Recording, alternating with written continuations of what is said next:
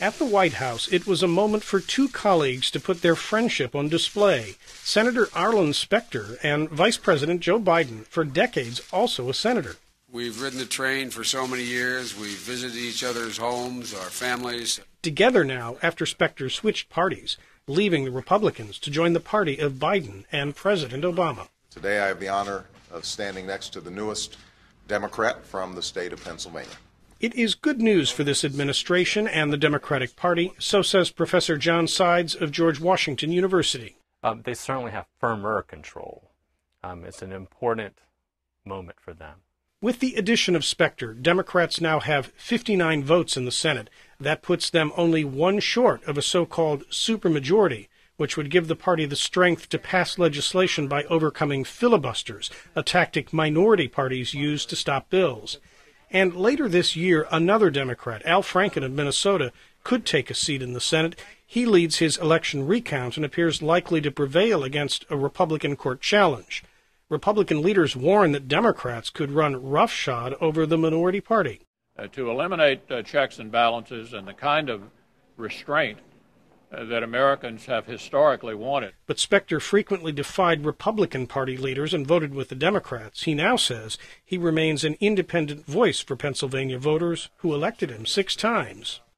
I will not be an automatic 60th vote.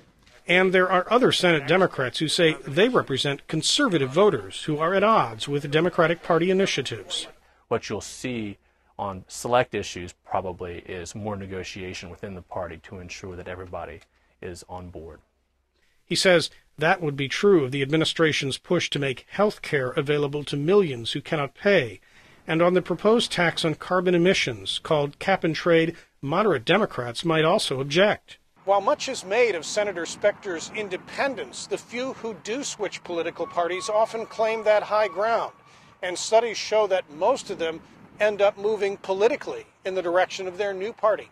And so Republican strategist Tom Fiery, a veteran of congressional staffs, says Specter's switch is a blow to his party and does leave the decisions to Democrats. Republicans are only going to have really a box seat in watching a lot of the action take place on the field because they're not going to be important to the process. The fact of the matter is this puts all the pressure on the Democrats. There's no more excuses now for the Republicans stopping any of the agenda.